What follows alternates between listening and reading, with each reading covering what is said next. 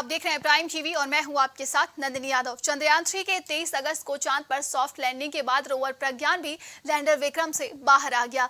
Landing के करीब 2:30 पर विक्रम रोवर से बाहर आया है प्रज्ञान रोवर, जिसके बाद अब वो प्रज्ञान रोवर लगातार इसरो को नई नई तस्वीरें भेज रहा है। प्रज्ञान ने चांद पर अशोक स्तंभ और इसरो के निशान छोड़ दिए।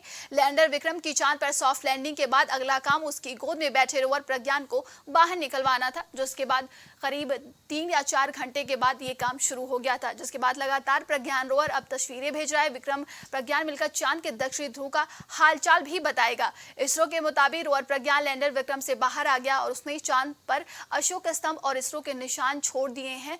प्रज्ञान अब 14 दिनों तक चांद पर रहकर स्टडी करेगा और डेटा कलेक्ट करके लैंडर विक्रम को भेजेगा। यहां से सभी जानकारियां धरती पर बैठे इसरो के साइंटिस्टों को भेजी जाएगी।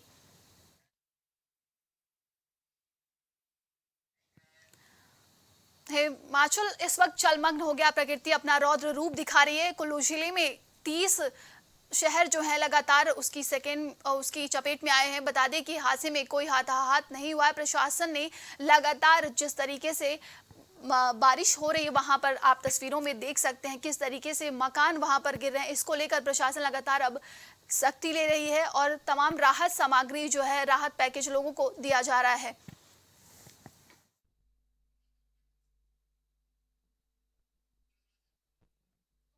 ने पूरे राज्य में अलर्ट जारी कर दिया है। बारिश ने हाहाकार मचा दिया है। मानसून लगातार अपना प्रचंड रूप दिखा रहा है। कई जो शहर हैं वो डूब चुके, पहाड़ टूट रहे हैं और लोगों का जीवन जो है अस्त व्यस्त हो चुका है। इसी के बीच प्रशासन ने सख्ती जारी कर दी है, अलर्ट भी जारी कर दिया है कि लोग पहाड़ों पर ना जाएं। नदियों का लगातार जलस्तर बढ़ रहा है, इसको लेकर भी प्रशासन ने अलर्ट जारी कर दिया है और बताया जा रहा है कि हिमाचल में सभी स्कूल और कॉलेज को भी बंद कर दिया गया है।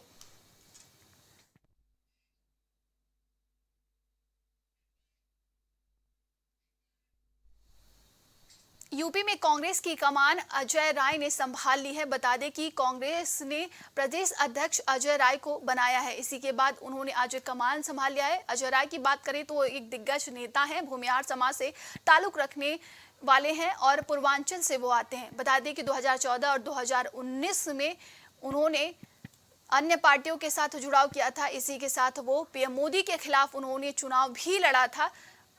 वाराणसी से वो हैं, पीएम मोदी के खिलाफ वो चुनाव भी लड़ चुके हैं और अब अजय राय को यूपी में कांग्रेस की तरफ से प्रदेश अध्यक्ष बनाया गया है। कहा जा रहा है कि यूपी की कमान अब अजय राय को दी गई है कांग्रेस के लिए।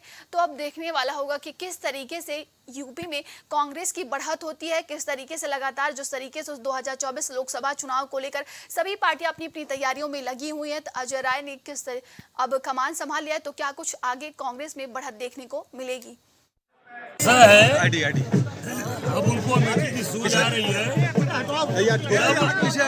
जनता ने मन बना लिया।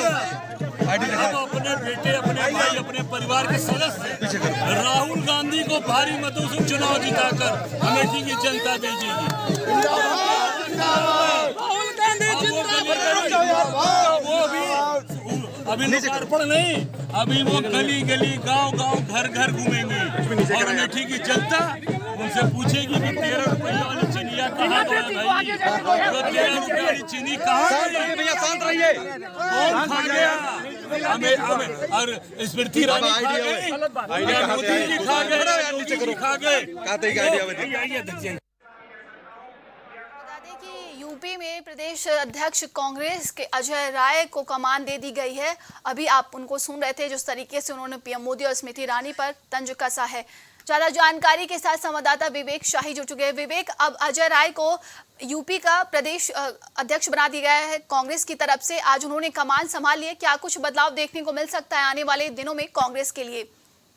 देखिए, अगर बात की जाए तो उत्तर प्रदेश में कांग्रेस की कमान कांग्रेस पार्टी के हाईकमान ने अजय राय को सौंपी है, जिसके पीछे साफ तौर पर उद्देश्य यह है कि आने वाले लोकसभा चुनाव में कांग्रेस जो है पूर्वांचल से लेके तमाम उन सीटों पर जहां वो पहले अच्छा खासा प्रदर्शन करती आई थी और जो उसके खाटी वोटर थे उनको जोड़ने का काम करे, उन सीटों पर बेहतर प्रदर्शन करने का काम करे। अजय राय सवर्ण समाज से आते हैं, बनारस से आते हैं और साफ तौर पर वहां से आने के बाद सीधी तौर पर ये प्रधानमंत्री नरेंद्र मोदी के खिलाफ चुनाव भी लड़ चुके हैं। तो अगर बात की जाए तो नरेंद्र मोदी को भी सीधे तौर पर चुनौती देने का काम उत्तर प्रदेश में इस माध्यम से किया गया है। और जिस तरीके से आज एक पदभार ग्रहण समारोह था जिसमें सीडब्ल्यूसी के तमाम बड़े नेता शामिल थे, सलमान खुर्शीद, पीएल पुनिया, सुप्रिया सिन्हा जैसे तमाम बड़े नेता आज राजधानी लखनऊ के उत्तर प्रदेश कांग्रेस मुख्यालय में पदभार समारोह में शामिल हुए थे। और इन सबके अगर बात की जाए तो अजय राय ने साफ तौर पर संबोधन में डबल इंजन सरकार को आड़े हाथ से लिया और साफ तौर पर कहा कि 24 ही नहीं, 24 के चुनाव के बाद 27 का चुनाव भी जो है वो कांग्रेस का ही होगा और 27 में कांग्रेस की सरकार उत्तर प्रदेश में बनेगी। तो साफ तौर पर बात है कि अब कांग्रेस उत्तर प्रदेश में अटैकिंग मोड में है, अटैकिंग मोड में खेल रही है। और सीधे तौर पर यहाँ कांग्रेस के नए प्रदेश अध्यक्ष ने साफ तौर पर ये स्पष्ट किया कि जो चुनाव लोकसभा का है वो कांग्रेस बनाम भाजपा का है और इस बार दमनकारी सरकार हटेगी और कांग्रेस सत्ता परिवर्तन करेगी। तो साफ तौर पर ये देखा जा सकता है कि अजय राय के कमान संभालने के बाद कांग्रेस की जो रफ्तार है उत्तर प्रदेश में, जो उसके अभियान की जो रफ्तार है उसको तेजी मिलेगी और तमाम जो अभियान चलाए जाएंगे वो सुचारू रूप से क्रियान्वित हो पाएंगे। जी विवेक, देखिए वो भूमिहार समाज से ताल्लुक रखते हैं। अगर जातीय समीकरण की बात करें तो कांग्रेस को कितना असर मिलने वाला और कितना फायदा पहुंचने वाला है इस बार? देखिए अगर बात की जाए तो भूमिहार समाज एक समय ऐसा था जब कांग्रेस का खाटी वोटर था और पिछले कुछ समय में कांग्रेस से वो छिटक गया और अलग अलग राजनीतिक दलों को जो है वोट करता रहा। लेकिन अजय राय खुद इस समाज से आते हैं, इस समाज के लोगों में उनकी अच्छी पकड़ है, एक जनाधार है। तो उस हिसाब से अपने पुराने खाटी वोटर्स को कांग्रेस कहीं ना कहीं बैक करना चाहती है, उनको वापस लाना चाहती है। साथ ही साथ पूर्वांचल में एक बड़े नेता है और अगर बात की जाए तो पूर्वांचल की लोकसभा सीटों पर कांग्रेस की पैनी नजर है, क्योंकि आने वाले समय में तमाम जानकारी के लिए बहुत बहुत धन्यवाद आपका।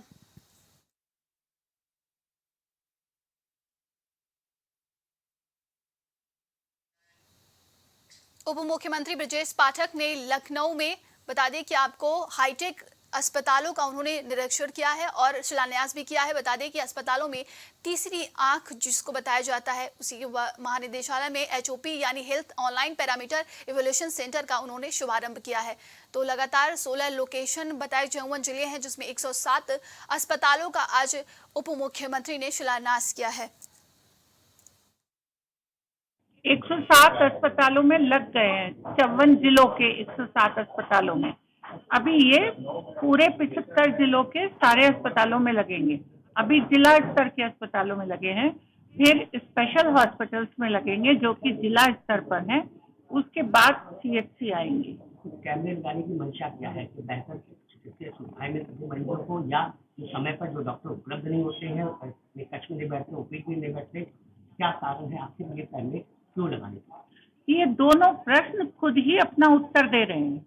लोगों को चिकित्सा सुविधा तभी तो मिलेगी जब डॉक्टर वहां होंगे।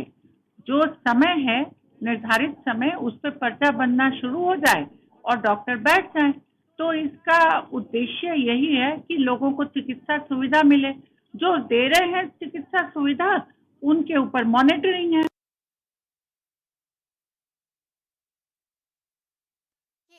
16 लोकेशन 53 अस्पतालों में आज CCTV कैमरे लगाए गए हैं जहां पर उन्होंने कई अस्पतालों का निरीक्षण भी किया। आप ब्रजेश पाठक उप मुख्यमंत्री को देख सकते हैं। 54 जिलों में 16 लोकेशन और 107 अस्पतालों का उन्होंने आज, जहां जिस तरीके से कैमरे लगाए गए आज का उन्होंने शिलान्यास किया है।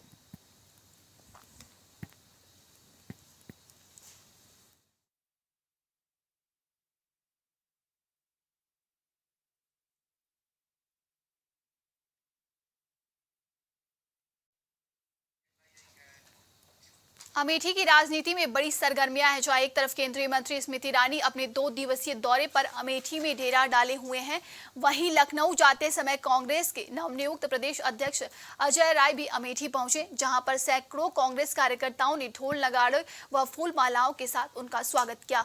मीडिया से बात करते हुए कांग्रेस प्रदेश अध्यक्ष अजय राय ने स्मृति ईरानी पर हमला बोला।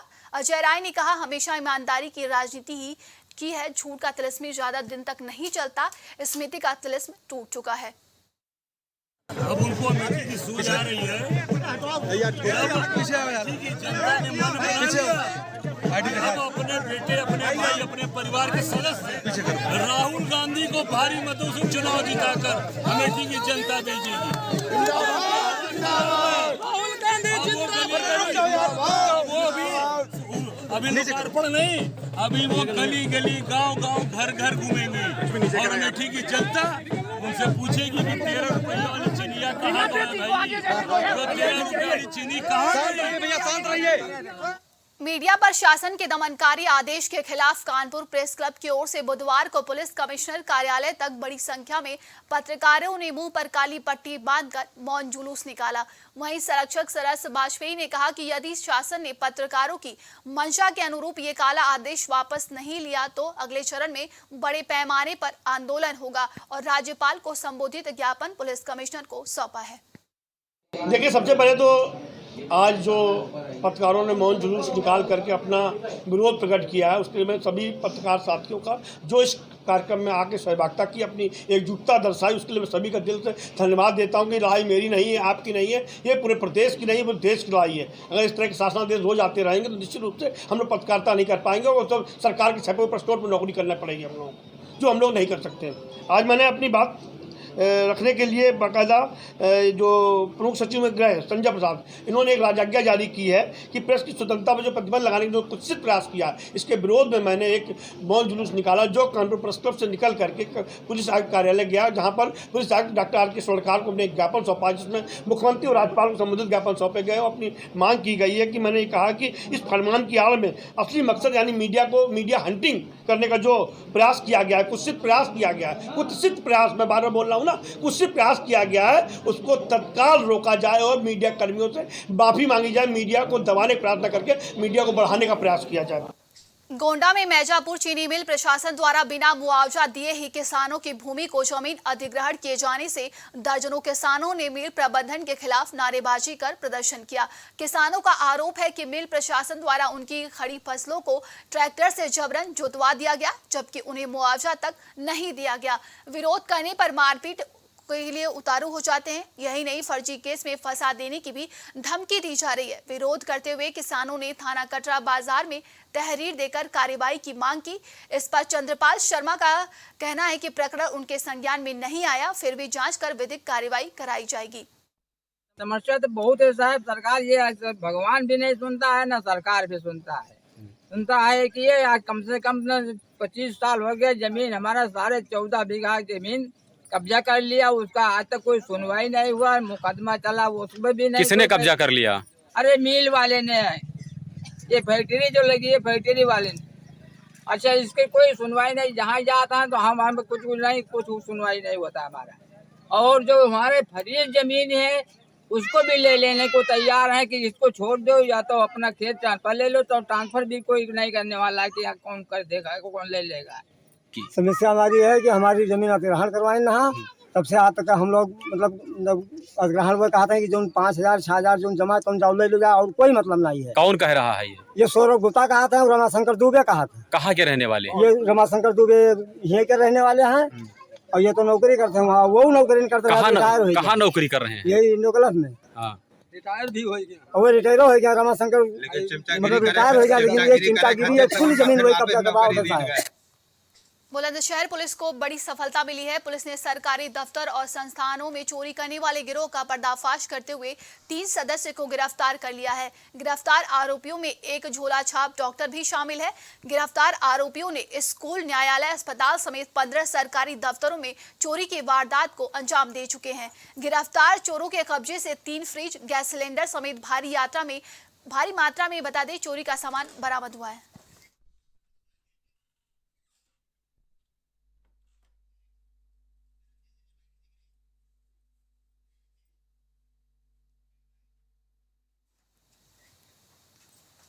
औरैया में एक युवक ने संदिग्ध परिस्थितियों के चलते अपने घर के अंदर कमरे में फांसी लगाकर आत्महत्या कर ली, जिसके बाद परिजनों को मामले की जानकारी हुई।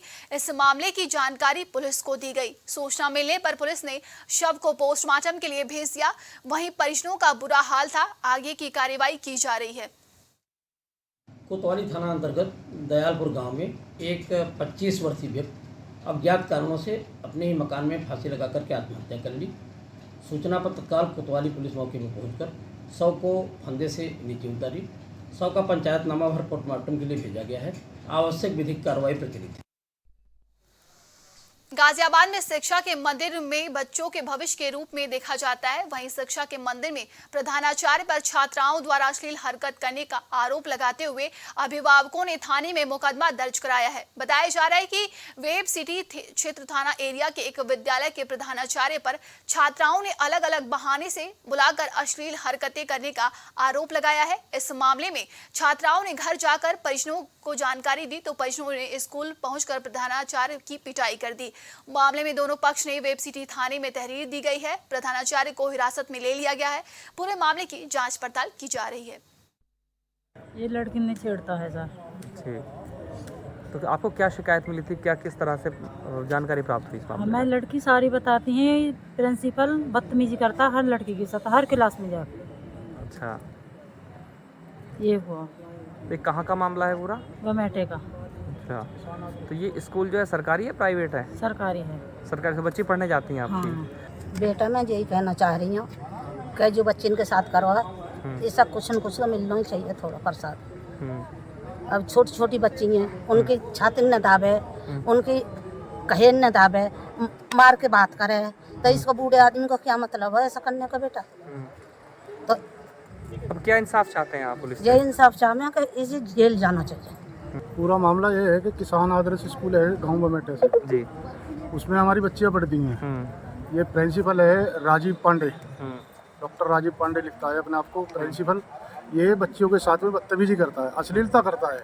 बच्ची ने बहला फुसला के उनसे बताता है कि नंबर के लिए कभी किसी के लिए गलत तरीके से हाथ फेरता है। बच्ची हमारे साथ रोज़ की आके बताती थी, पापा आज ऐसे कर दिया उसके साथ में, आज उसके साथ में ऐसा कर दिया। आज मैंने कहा कि बेटा तेरे साथ में कुछ करा ना पापा? अभी हमारे साथ में तो कुछ नहीं करा। नहीं करा तो मैंने कि फिर करेगा तो क्या करोगे? नो पापा हम तो उसे सुधार लेंगे। मैंने चलो ठीक है। मैंने कि तुम दोबारा से किसी के भी साथ करे तो मुझे बताना आके, ये इंतजार मत ना करो कि हमारे साथ भी करेगा। लेकिन कल इतनी ज़्यादा हरकत होगी कि बच्ची के साथ में कि बच्ची उन्हें सीधा बोल दिया बच्ची ने कि मैं जाके मरूंगी। उसे जैसे तैसे करके दूसरे टीचरों ने उसे शांत कराया, उसे समझा बुझा के उसे उसके घर भेजा। लड़की ने मुझे आके बताया कि पापा ऐसे ऐसे बात है। उसे स्कूल में जो ऑफिस में अकेले बुलाया और उसके साथ में मतलब घनी ज़्यादा अश्लीलता कर सकती, मैं बता नहीं सकता बच्ची क्या।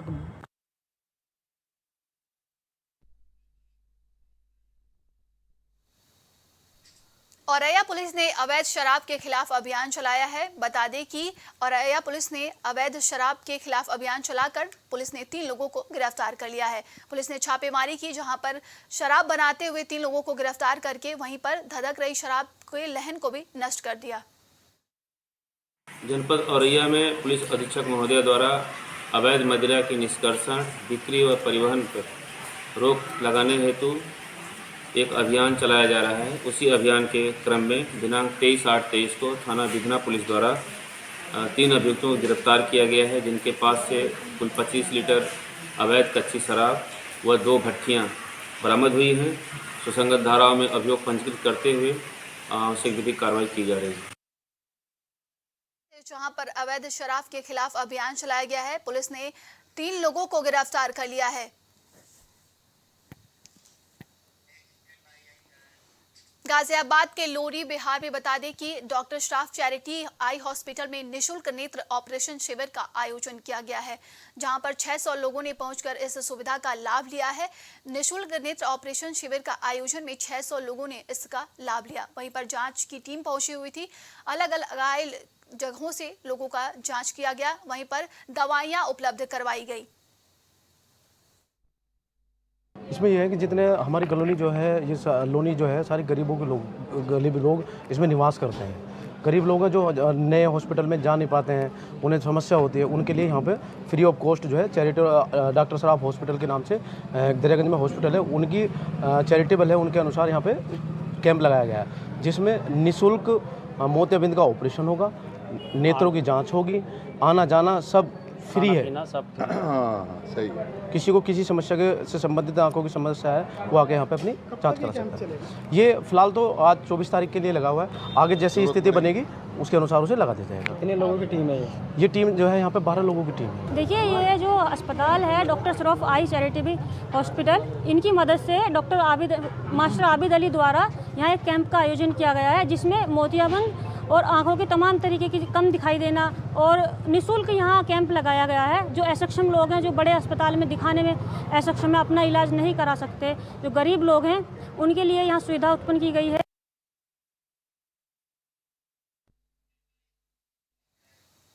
खबर महाराजगंज से है, जहां पर गोरखपुर सोनौली राजमार्ग पर पुलिस ने वसूली करने वालों पर बड़ी कार्रवाई की है। बता दें कि आरटीओ पीटीओ समेत 8 लोगों को गिरफ्तार कर लिया गया है। यहां पर मालवाहक ट्रकों के द्वारा बताया जा रहा था कि अवैध वसूली की जाती थी, जिसको लेकर पुलिस ने एक्शन लिया है और पुलिस ने इस पूरे मामले में 8 लोगों को गिरफ्तार कर लिया है।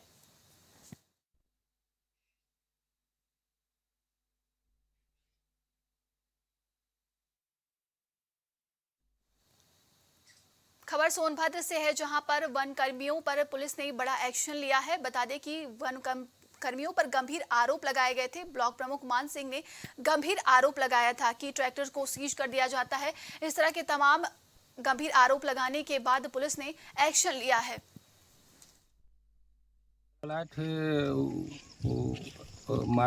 माटी लोड करने के लिए जी, और नाम बताओ कौन बुलाया? ओके, तो वही कह के आइए, रास्ता बनाना है, थोड़ा सा डालना है मट्टी। तो किस चीज़ से माटी आप लोड कर रहे थे? ट्रैक्टर लेबर से। कहाँ पे माटी लोड कर रहे थे? यहीं पे सर, इस लोकेशन पे। तो क्या हुआ आपके साथ? फोन किए। कौन फोन किया? कोई किए, यहीं के अच्छा से रहा होगा। हाँ, तब रेंज ऑफिस पर ले गए, बंद कर दिए रेंज ऑफिस में। क्या ट्रैक्टर ट्रैक्टर को बंद कर दिए? जी। अभी तक ट्रैक्टर प्राप्त हुआ आपको? नहीं हुआ। कितना दिन हो गया इसको बीते? हमारा ग्राम पंचायत विकास खंड म्योरपुर में करीब 5-6 ग्राम पंचायत ऐसे हैं जो ग्राम वन भूमि में है, वो भी धारा 20 में ही है। लेकिन इसके जब डैम डूबा, रिहन डैम, तब विस्थापित लोग यहाँ पे बसे हुए हैं और काफ़ी दिन से बसे हुए हैं। आज उनका लगातार जोत कोड़, घर मकान, और हमारा ग्राम पंचायत भी यहाँ ग्राम पंचायत में निहित है। विकास काम आए दिन हो रहा है, इसमें किसी भी प्रकार का कोई वो नहीं है। रही बात कि ये वन ग्राम से हमारे कातरे जो यहाँ में निवास कर रहे हैं, उनके नाम से किसी कारणवश शुरू से ही नहीं हो पाया और इस पे आए दिन हमारे पास बराबर समस्या आता रहता है कि जैसे अगर गांव का हुआ या तो फिर वन विभाग के कैसे पता पाते हैं, चाहे कोई सूचना देता हो। वन विभाग आए दिन जैसे परेशान होते रहते हैं। यहाँ पे अगर कोई काश्तकार अपना रोड बना रहा है या कोई मकान बना रहा है तो तुरंत उस पर वन विभाग अपना कहीं ना कहीं ये करके आरोप लगा के और उनके कार्यों को अवरुद्ध करता है। ये घटना हमारे जानकारी में आई है। सूचना प्राप्त होने पर वहाँ पर लोग गए थे और उन्होंने उस ट्रैक्टर को निरुद्ध किया है। इस घटना की जांच के लिए मैंने उप प्रभागीय वन अधिकारी म्योरपुर को निर्देशित किया है कि वो आज ही जाकर के इसकी जांच कर लें और गुण दोष के आधार पर इसमें निर्णय लेते हुए इसका निस्तारण कराएं। खबर सुल्तानपुर से है, जहां एक प्रेमी अपनी प्रेमिका के प्यार में इस कदर पागल हो गया कि वो हत्यारा बन गया। बता दें कि पुलिस ने इस हत्याकांड का खुलासा कर दिया है, जिस पर प्रेमी ने जिसकी हत्या की थी, इसमें 3 हत्यारोपी को पुलिस ने गिरफ्तार कर लिया है। हत्या की घटना की खुलासा है 20/8/2023 को थाना मुसाइगंज क्षेत्र में एक व्यक्ति नाम सफदर इमाम, उनकी हत्या हो जाती है सुबह। इसी संबंध में पुलिस जब तहकीकात करती है उसमें पता चलता है कि व्यक्तिगत निजी रंजिश की वजह से 4 लोग इसमें इन्वॉल्व थे जो इस घटना को कारित किए। उसमें जो मुख्य है वो नीरज सिंह उर्फ गोलू है, दूसरे हैं राज सिंह और तीसरा है पंकज कहार और चौथे हैं राजन। इनमें से जो मुख्य 3 आरोपी हैं नीरज सिंह, राज सिंह और पंकज, ये तीनों अरेस्ट हो चुके हैं। इनसे असले भी बरामद किए हैं पुलिस ने और जो है बाकी की जो विधिक प्रक्रिया है उसको की जा रही है। इनको अभी न्यायिक अभिरक्षा में भेजा जा रहा है। अग्रिम कार्रवाई आगे भी होती रहेगी। अभी के लिए उत्तर प्रदेश की खबरों में बस इतना ही। देश और दुनिया की तमाम खबरों के लिए देखते रहिए प्राइम टीवी।